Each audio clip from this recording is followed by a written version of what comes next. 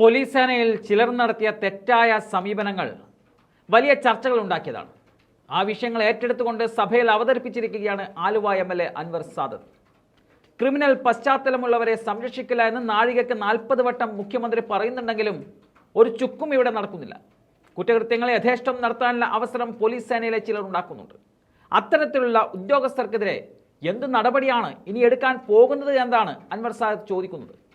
വിഷയത്തിൽ സ്പീക്കർ ഇടപെട്ട് പ്രസംഗം അവസാനിപ്പിക്കാൻ പറഞ്ഞെങ്കിലും പറഞ്ഞു തീരാതെ താൻ പിന്നോട്ടില്ല എന്ന ഒറ്റ നിലപാടാണ് അൻവർ സാദത്ത് എംഎൽഎ എടുത്തത്.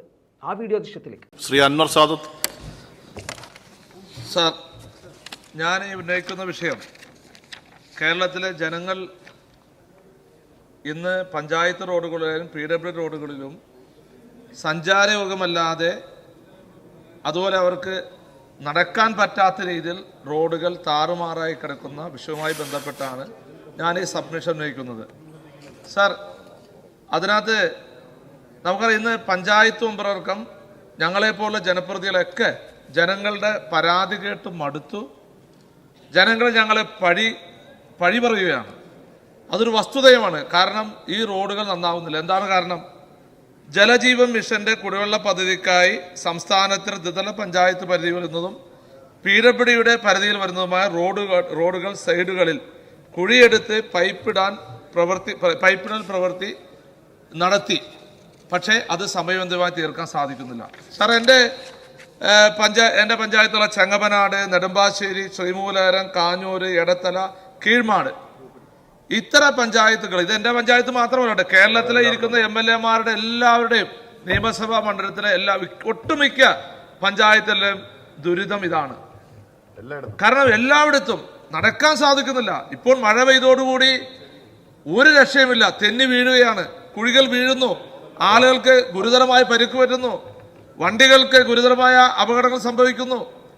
ഇതെല്ലാം സർക്കാർ നോക്കുകുത്തിയാവുകയാണ്. സാർ, ഇതിന്റെ പ്രധാനമായി ഞങ്ങൾ നിരന്തരമായി മീറ്റിങ്ങുകൾ വിളിക്കുന്നു. ഇപ്പൊ എൻ്റെ പ്രധാനപ്പെട്ട റോഡ് ആലുവ പെരുമ്പാവൂർ റോഡ് 10/15/2023 7-8 മാസമായി.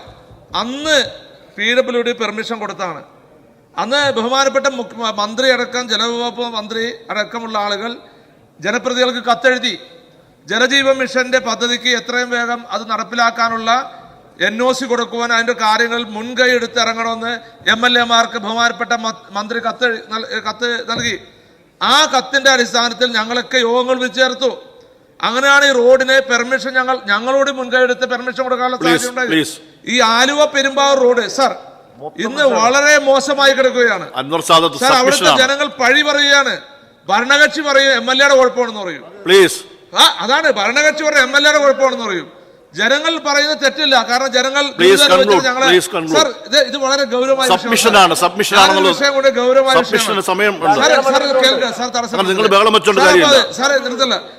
അപ്പോൾ ആ ആലുവ പെരുമ്പാവൂർ റോഡ് ഇന്ന് വളരെ ഗുരുതരമായ കുഴികളായിട്ട് കിടക്കുകയാണ്. ഞാൻ പറഞ്ഞേ, ആ 8 മാസമായി ജലജീവൻ മിഷന് വേണ്ടി വിട്ടുകൊടുത്ത് NOC കൊടുത്തിരിക്കുന്നത് തീർക്കുന്നില്ല. ഇല്ല, കുതിരവട്ട പപ്പു സിനിമയെ പറഞ്ഞത് ഇപ്പൊ ശരിയാക്കി തരാം എന്ന് പറഞ്ഞാല് ജലവകുപ്പ് ഒന്നും ചെയ്തില്ല. അപ്പൊ കോൺട്രാക്ടർമാരെന്ത് പറയുന്നു? ഞങ്ങൾക്ക് പണം കിട്ടാത്തതുകൊണ്ടാണ് ഞങ്ങള് പണി ചെയ്യാതെ ഇവിടെ പെൻഡിങ് കിട്ടുകയെന്ന് പറയുന്നു. ഞാൻ ചോദിക്കുന്നത്, സർക്കാർ വെറുതെ എന്തിനാ? കാശില്ലെങ്കിൽ ഈ പണിക്ക് പോണേന് സർക്കാർ. അതാണ് ന്യായമായി ചോദിക്കുന്നത്. ഈ ജനങ്ങൾ ഈ പദ്ധതി മുന്നോട്ട് പോകാൻ സാധിക്കുന്നില്ല. സാർ, എന്തിനു സാർ ഇത് അവസാനിപ്പിക്കാൻ?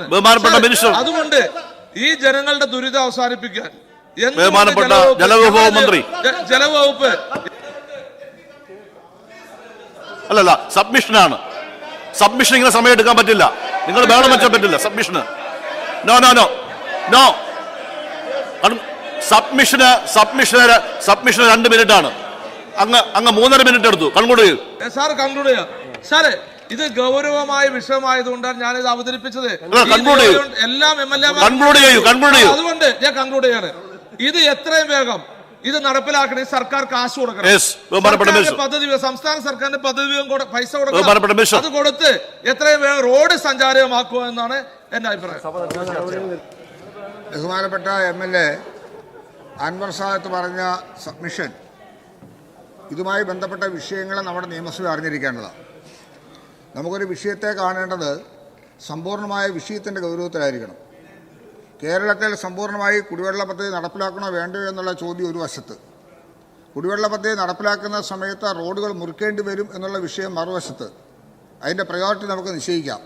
ഇവിടെ കാണേണ്ട ഒരു വിഷയം, സംസ്ഥാനത്ത് എല്ലാ ഗ്രാമീണ ഭവനങ്ങളിലും ശുദ്ധജല ലഭ്യത ഉറപ്പുവരുത്തുന്നതിനുള്ള ജലജീവൻ മിഷൻ്റെ പദ്ധതി നല്ല നിലയിൽ തന്നെ തുടർന്ന് വരുന്നുണ്ട്. ഇക്കാര്യങ്ങൾ എടുത്ത് പരിശോധിക്കുമ്പോൾ കാണുന്നത് എന്താ, ഈ പദ്ധതി ആരംഭിക്കുമ്പോൾ കേരളത്തിൽ ഗ്രാമീണ ഭവനങ്ങളിൽ ലഭ്യമാക്കിയിരുന്ന കുടിവെള്ള കണക്ഷൻ 17 ലക്ഷം മാത്രമാണ്. കേരളത്തിൽ ഗ്രാമീണ ഭവനങ്ങളുടെ എണ്ണം 70,85,000 രൂപ.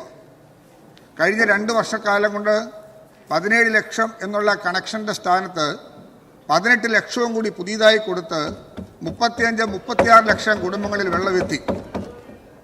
അത് അസഹിഷ്ണുത കാണിക്കണ്ട, ഇതെൻ്റെ കണക്കല്ല, ജലശക്തി മന്ത്രാലയത്തിൻ്റെ കണക്കാണ്. എന്തർത്ഥം എന്താ, 22% കേരളത്തിൽ കുടിവെള്ള കണക്ഷൻ കൊടുത്തിരുന്നത്.